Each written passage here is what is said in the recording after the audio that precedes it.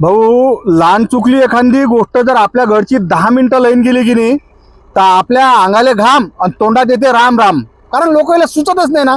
पण सध्या अचलपूर तालुक्यातल्या 27 गावची लाईन बंद आहे. म्हटलं 27 गावची लाईन बंद करून आहे. एका ट्रकवाल्यानं म्हणते या खांब्याला लावला धक्का. बा लावला बॉ जोडला. आता एमएससीबी वाले लोक आहेत आणि आजूबाजूच्या असणाऱ्या गावचे लोक येऊन त्यानं या ठिकाणी जवळपास आता अंधाराही दिसत नाहीत 30 ते 40 कर्मचारी युद्ध पातळीवर या ठिकाणी या पोलनी उभं करून कनेक्शन इस्टॅब्लिश, इंग्रजी शब्द आहे तो रात माझ्या जमते आपल्याला, तर हा इस्टॅब्लिश करणं चालू आहे.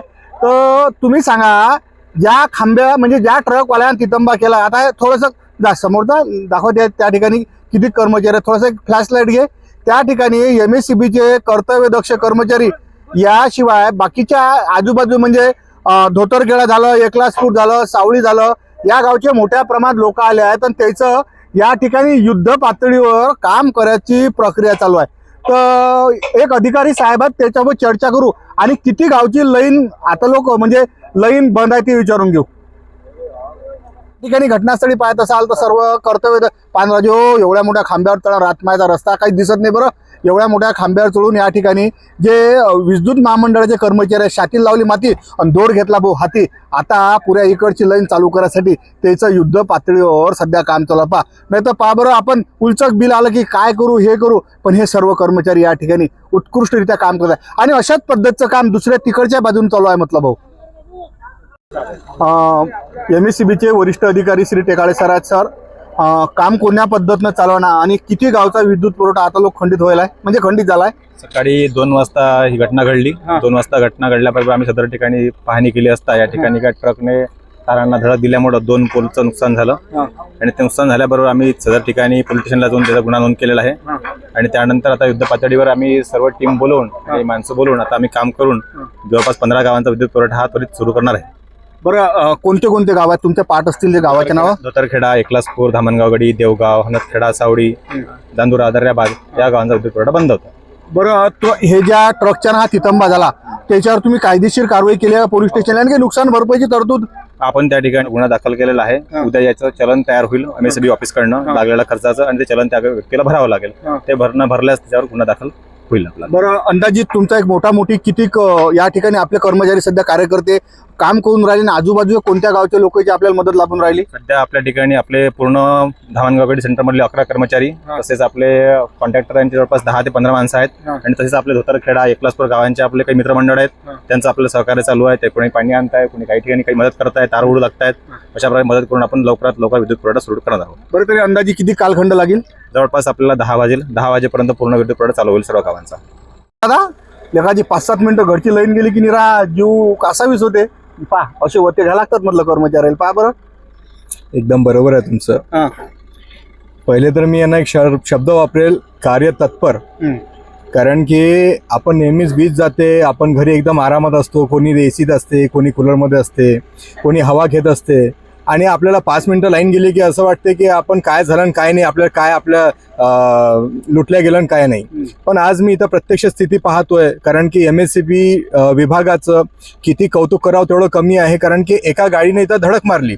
धडक मारल्याबरोबर त्या लोकांना जशी माहिती भेटली ते माझ्या हिशोबाने आता ते गाडी आहे मागे उभी, पोल घेऊन आले, त्यांची पूर्ण टीम घेऊन आली, टेकाडे साहेब आहे, त्यांचे पूर्ण अख्खा इथले कर्मचारी आहेत, सर्व टीम घेऊन आली आणि रात्र युद्ध पातळीवर त्यांचं ते पोल उभं करण्याचं काम सुरू आहे. नाही इथं कोणत्या साप विंचूचा त्यांना भीती नाही, कोणत्या ढोर जनावरांचं भीती नाही, कोणतं इथं आता म्हणतात बिबट आहे, काही लोक म्हणतात इथं जात नाही. अशा बिलकुल.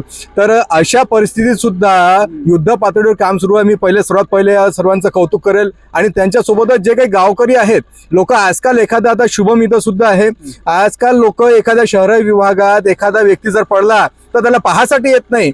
पण आज शुभम सारखा एक चांगला कार्यकर्ता आणि त्यासोबत इथले जे गावकरी आहेत ते आज एमएससीबी डिपार्टमेंटला मदत करण्यासाठी सुद्धा ते इथं जास्तीत जास्त संख्येने. आता इथं साहेबांनी सांगितलं कोणी पाणी आणून देत आहे, कोणी टॉर्च मारताय, कोणी काय करताय. मी खरंच आज कौतुक करेल आणि जे काय साहेबांनी सांगितलं की जे काही दंड व्हायचा आहे शासकीय पद्धती आहे ते व्हायलाच पाहिजे. कारण की याच्यानंतर अशा प्रकारची जर घटना झाली तर त्याच्याबद्दल अद्दल 100% घडायला पाहिजे. नाही तर कोणी आला कोणी ठोकून दिलं याच्याबद्दल तर व्हायलाच पाहिजे.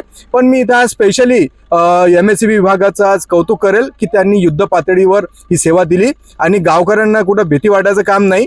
कारण की तुम्ही जर या ग्राउंड लेवलवर आले तर तुम्हाला खरंच समजन AC मध्ये बसणं, कूलरमध्ये बसणं काय आणि ग्राउंडवर काम करणं काय. एवढंच सांगितलं. एक खांबा तिकडे पडला आणि दुसरा खांबा या ठिकाणी पडलाय.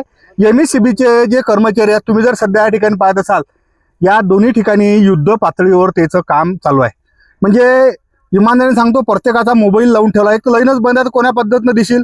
तर तुम्ही सध्या या ठिकाणी हे सर्व कर्मचारी आहेत, युद्ध पातळीवर काम करत आहेत. आणि विशेष म्हणजे कौतुक करायला लागेल, आमचे प्यारलालजी प्रजापती झाले, शुभम दादा झाले, हे जे लोक आहेत, या परिसरात राहणारे सामाजिक कार्यकर्ते लोक आहेत, ज्या पद्धतीनं हे काम करत आहेत ते खरोखर स्तुतीचं काम आहे. एक गोष्ट महत्त्वाची आहे की ज्या टाईमला लाईन जाते ना भाऊ, त्या टाईमला आपल्याला सुचत नाही, पण ज्या पद्धतीनं महावितरणचे हे लोक यावेळेस बी काम करत आहेत, तर ॲटोमॅटिक तुम्हाला जर वाटत असेल की खरोखर किती महत्त्वपूर्ण हे काम करत आहे.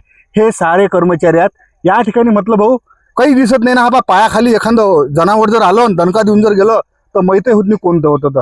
पण या MSCBच्या कर्मचाऱ्याचं खरंच कौतुक करायला पाहिजे आणि या कौतुक थाप त्याच्या पाठीवर नक्की पाहिजे. टेकाळे साहेबांनी सांगितलं की जवळपास आमचे 20 ते 25 जे कर्मचारी आहेत या ठिकाणी युद्ध पातळीवर हे खंडित झालेला विद्युत पुरवठा अखंडित करायसाठी झटून राहिले. म्हटलं भाऊ, म्हणून मी प्रवीण दाळे सोबत साहिल, गावरान 90 धोतरगेडा.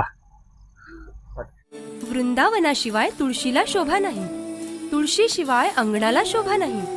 जसे नटल्याशिवाय मुलींचे सौंदर्य खुलत नाही, उत्तम पोशाखाशिवाय व्यक्तीचे व्यक्तिमत्व झळकत नाही, तसेच जय श्री कृष्णा फॅशन मधून कपडे घेतल्याशिवाय लोकांना चैनच पडत नाही.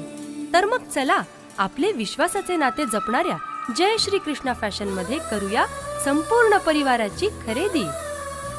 जय श्री कृष्णा फॅशन, सदर बाजार,